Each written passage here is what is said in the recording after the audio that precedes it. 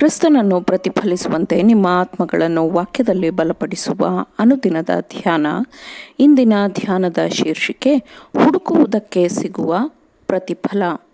ಈ ದಿನದ ದೇವರ ವಾಕ್ಯ: ಹೌದು, ತಿಳುವಳಿಕೆಗಾಗಿ ಮೊರೆಯಿಟ್ಟು ವಿವೇಕಕ್ಕಾಗಿ ನಿನ್ನ ಸ್ವರವನ್ನು ಎತ್ತಿ ಬೆಳ್ಳಿಯಂತೆ ನೀನು ಅದನ್ನು ಹುಡುಕಿ ಬಚ್ಚಿಡಲ್ಪಟ್ಟ ಸಂಪತ್ತಿನಂತೆ ಅದಕ್ಕಾಗಿ ಹುಡುಕಿದರೆ ನೀನು ಕರ್ತನ ಭಯವನ್ನು ತಿಳಿದುಕೊಳ್ಳುವಿ, ದೇವರ ಜ್ಞಾನವನ್ನು ಕಂಡುಕೊಳ್ಳುವಿ.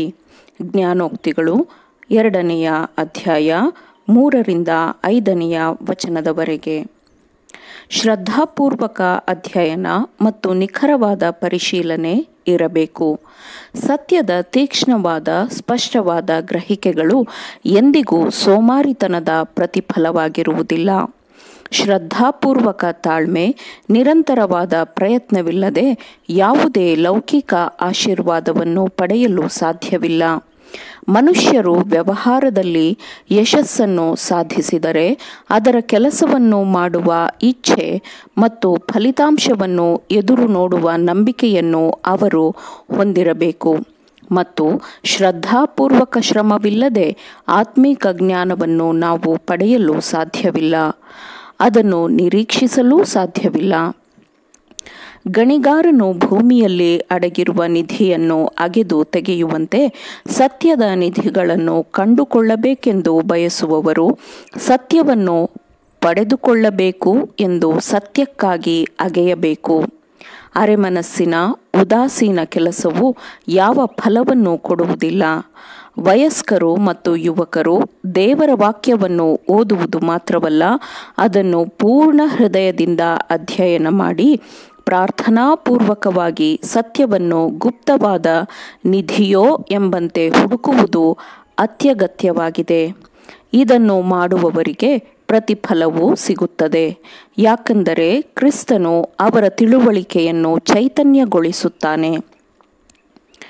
ಪ್ರತಿಫಲವನ್ನು ಪಡೆದುಕೊಳ್ಳದೆ ಯಾರೂ ಕ್ರಿಸ್ತನ ಆತ್ಮದಲ್ಲಿರುವ ಧರ್ಮಶಾಸ್ತ್ರವನ್ನು ಹುಡುಕಲು ಸಾಧ್ಯವಿಲ್ಲ.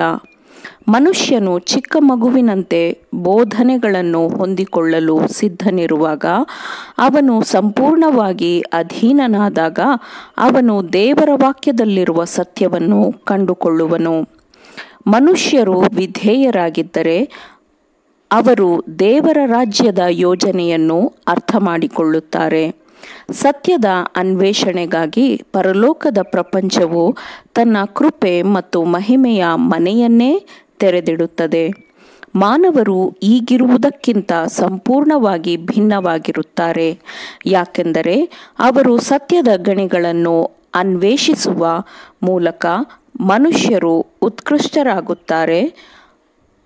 ಅದ್ಭುತವಾದ ವಿಮೋಚನೆಯ ಸತ್ಯ, ಕ್ರಿಸ್ತನ ಮೂರ್ತರೂಪ, ಆತನ ಪ್ರಾಯಶ್ಚಿತ್ತದ ಬಲಿ ಇವೆಲ್ಲವುಗಳ ಗ್ರಹಿಕೆಯು ಈಗಿರುವಂತೆ ಅಸ್ಪಷ್ಟವಾಗಿರುವುದಿಲ್ಲ. ಅವುಗಳು ಚೆನ್ನಾಗಿ ಅರ್ಥವಾಗುವುದಲ್ಲದೆ ಅವುಗಳನ್ನು ಸಂಪೂರ್ಣವಾಗಿ ಗ್ರಹಿಸಿಕೊಂಡು ಹೆಚ್ಚು ಮೆಚ್ಚಲಾಗುತ್ತದೆ.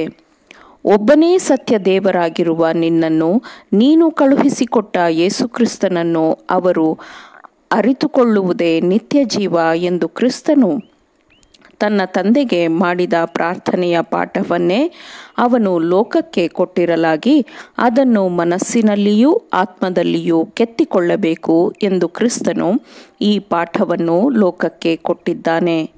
ಇದು ತಾನೇ ನಿಜವಾದ ಶಿಕ್ಷಣವಾಗಿದೆ. ಅದು ಬಲವನ್ನು ನೀಡುತ್ತದೆ. ದೇವರು ಕಳುಹಿಸಿಕೊಟ್ಟಿರುವ ಯೇಸುಕ್ರಿಸ್ತನ ಬಗೆಗಿನ ಪ್ರಾಯೋಗಿಕ ಜ್ಞಾನವು ಮನುಷ್ಯನನ್ನು ದೇವರ ಸ್ವರೂಪಕ್ಕೆ ಪರಿವರ್ತಿಸುತ್ತದೆ. ಆ ಜ್ಞಾನವನ್ನು ಹೊಂದಿಕೊಂಡವನನ್ನು ಅದು ದೇವರ ಮಗನನ್ನಾಗಿ ಮಾಡುತ್ತದೆ ಮತ್ತು ಅದು ಅವನನ್ನು ಪರಲೋಕದ ಬಾಧ್ಯಸ್ಥನನ್ನಾಗಿ ಮಾಡುತ್ತದೆ ಮತ್ತು ಮನಸ್ಸನ್ನು ಅನಂತನಾದವನ ಮನಸ್ಸಿನೊಂದಿಗೆ ಸಂಪರ್ಕಕ್ಕೆ ತರುತ್ತದೆ ಮತ್ತು ಅದು ಅವನಿಗೆ ಭೂಮಂಡಲಗಳ ಶ್ರೀಮಂತವಾದ ನಿಧಿಯನ್ನು ತೆರೆಯುತ್ತದೆ. ದೇವರ ವಾಕ್ಯವನ್ನು ಹುಡುಕುವುದರಿಂದ ಈ ಎಲ್ಲ ಜ್ಞಾನವೂ ದೊರೆಯುತ್ತದೆ ಮತ್ತು ಅದನ್ನು ಪಡೆದುಕೊಳ್ಳಲೆಂದು ತನ್ನದೆಲ್ಲವನ್ನೂ ಕೊಡುವ ಪ್ರತಿಯೊಂದು ಆತ್ಮವು ಈ ನಿಧಿಯನ್ನು ಕಂಡುಕೊಳ್ಳುತ್ತದೆ. ಆಮೇನ್. ದೇವರ ವಾಕ್ಯಗಳನ್ನು ಶ್ರದ್ಧೆಯಿಂದ ಆಲಿಸುವವರು ಮಾತ್ರವೇ ಆಗಿರದೆ ಪಾಲಿಸುವವರು ಆಗಬೇಕೆಂದು ನಿಮ್ಮನ್ನು ಉತ್ತೇಜಿಸುತ್ತೇನೆ. ಪರಿಶುದ್ಧಾತ್ಮನ ಸಹಾಯದಿಂದ ಆಲಿಸಿದ ನಿಮ್ಮೆಲ್ಲರಿಗೂ ಧನ್ಯವಾದಗಳು. ಮತ್ತೆ ದೈನಂದಿನ ಧ್ಯಾನಕ್ಕಾಗಿ ನಾಳೆ ಸಂಧಿಸೋಣ. ಆಮೇನ್.